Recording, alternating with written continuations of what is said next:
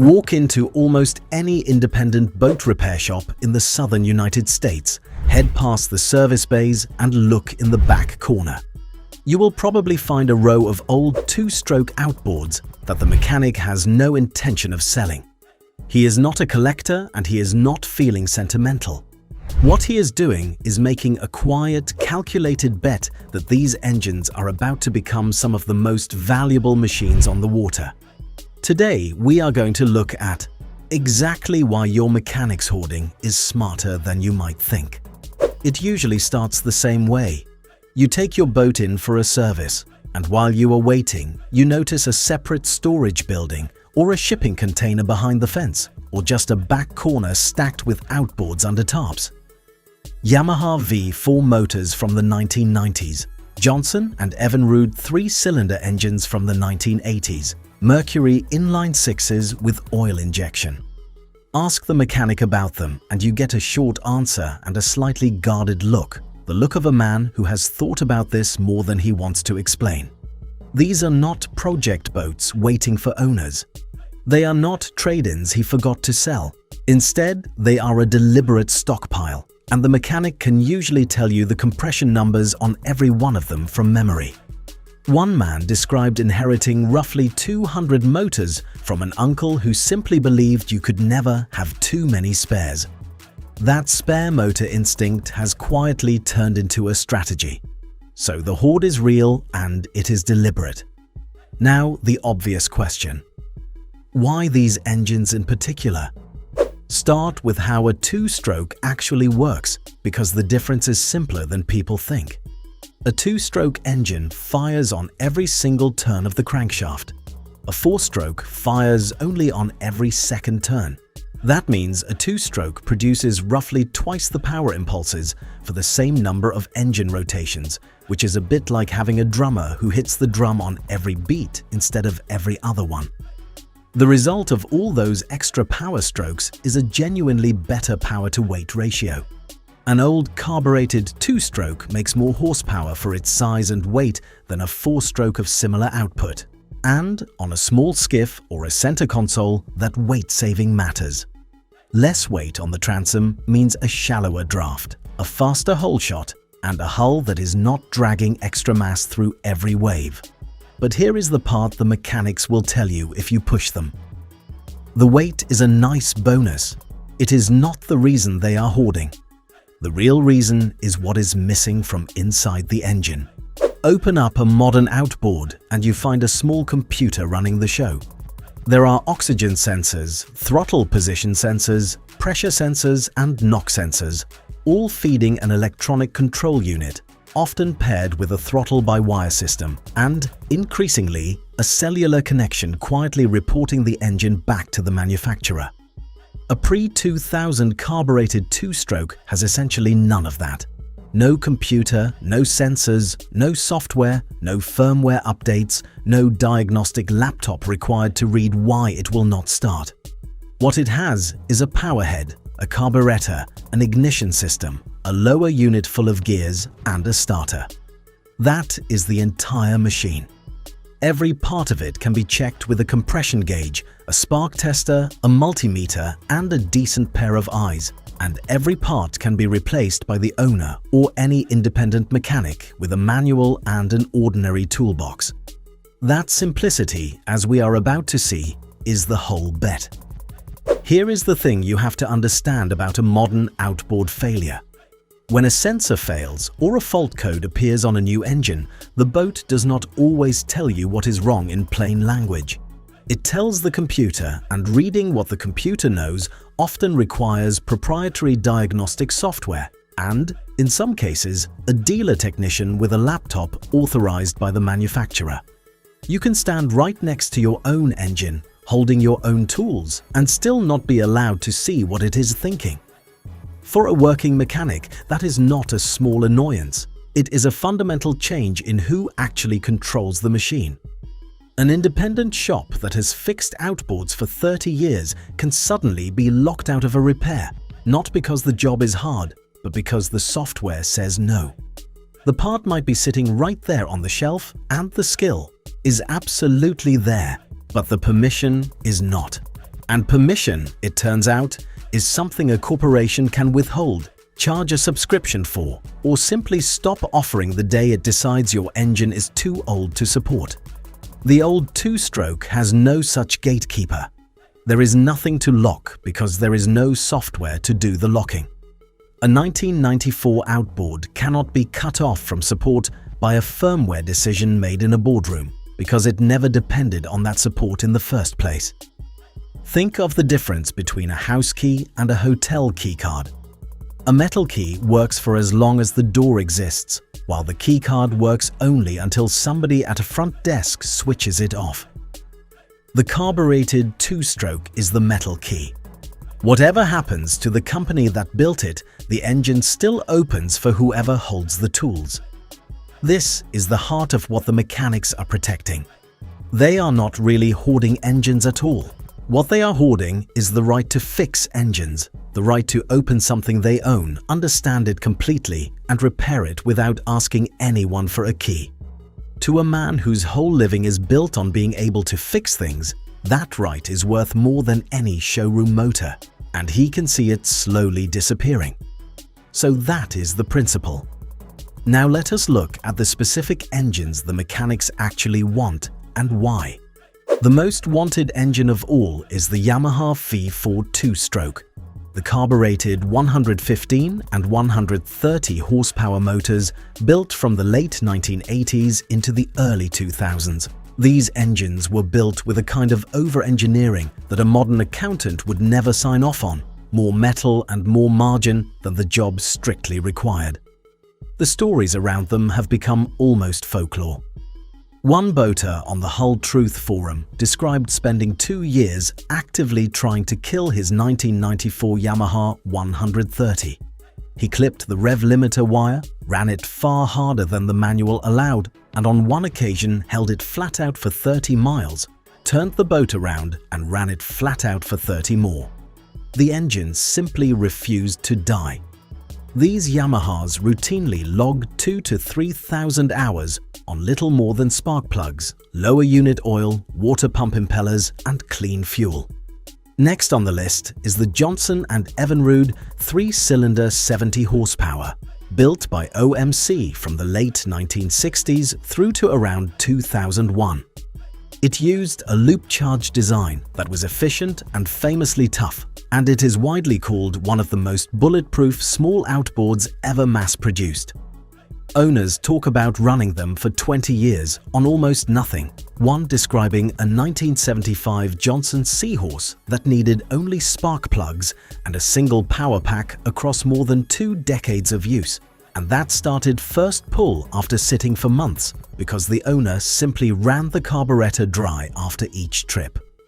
The third target is the Mercury two-stroke inline-six from before the Optimax era. These are heavier than the Yamahas, no question, but they are just as simple, with a direct mechanical link from the throttle straight to the carburetors and no electronics anywhere in the path.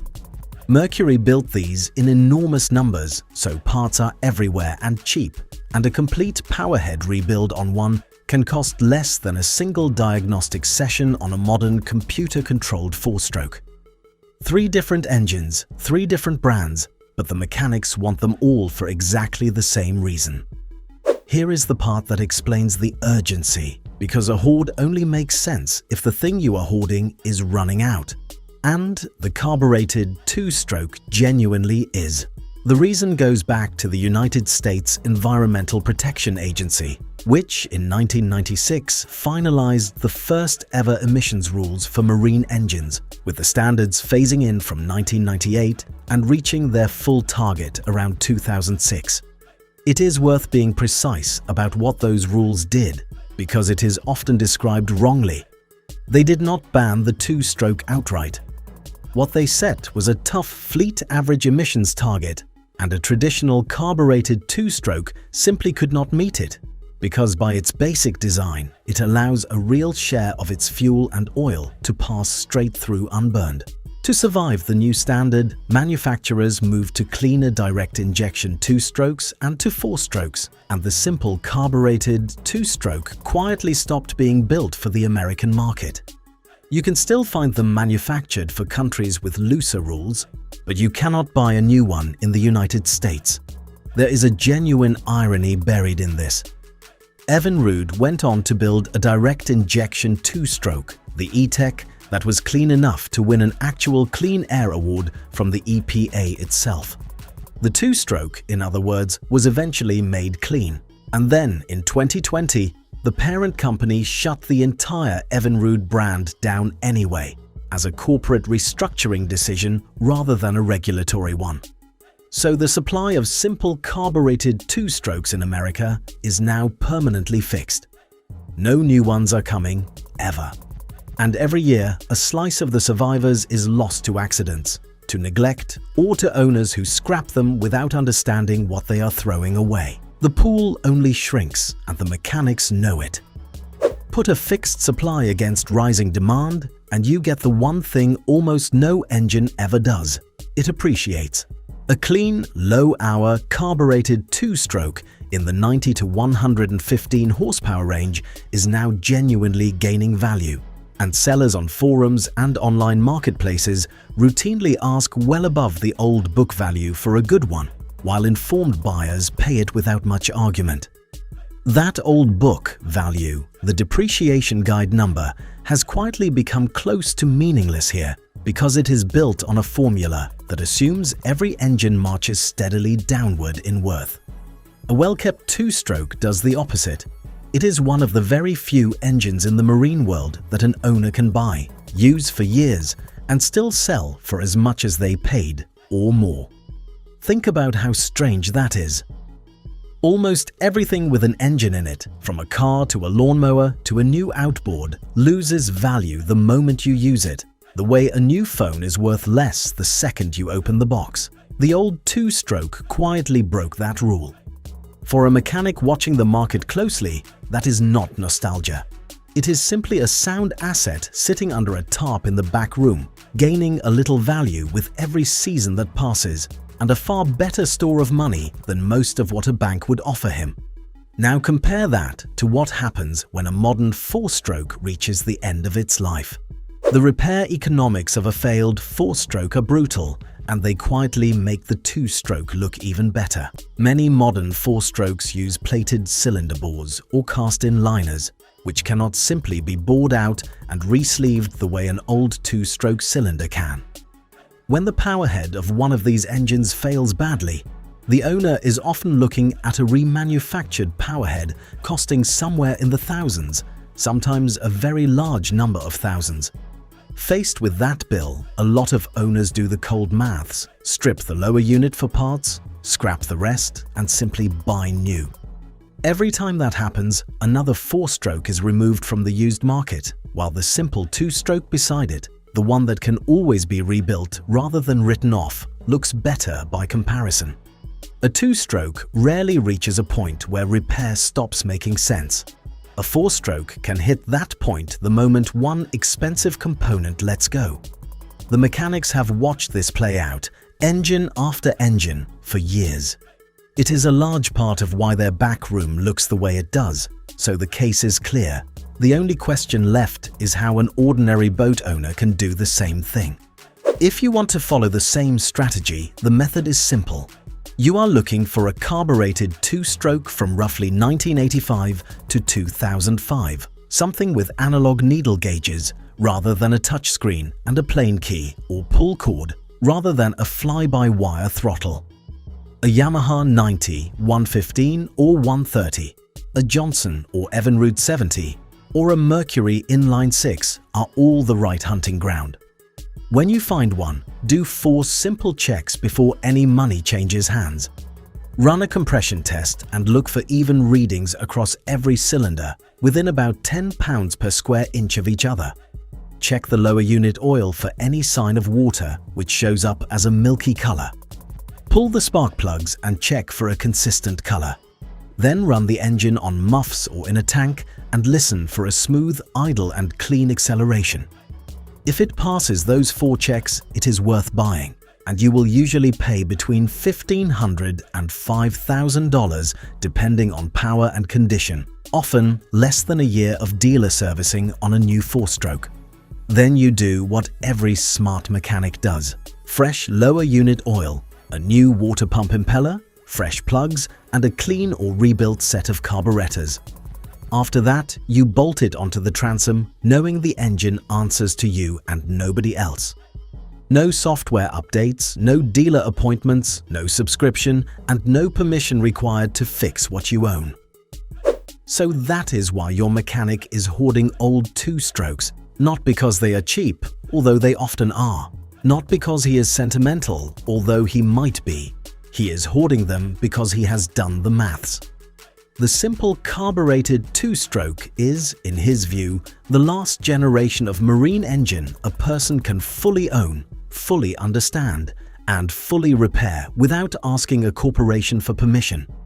Every season, a few more of them disappear, and a few more owners work out what the mechanics worked out years ago. The supply will never grow again. Meanwhile, the knowledge to keep them running is still out there, sitting in the heads of the people who have that back room full of motors. And that, in the end, is the real hoard. It was never really about the engines. The hoard was about keeping hold of a kind of independence that the marine industry quietly and deliberately has been engineering out of existence. Those mechanics noticed early. Now you have too. So that is the quiet logic behind every back room full of old outboards. Now, I would recommend you to watch our video on insane two-strokes that faded into US history, and we will see you there.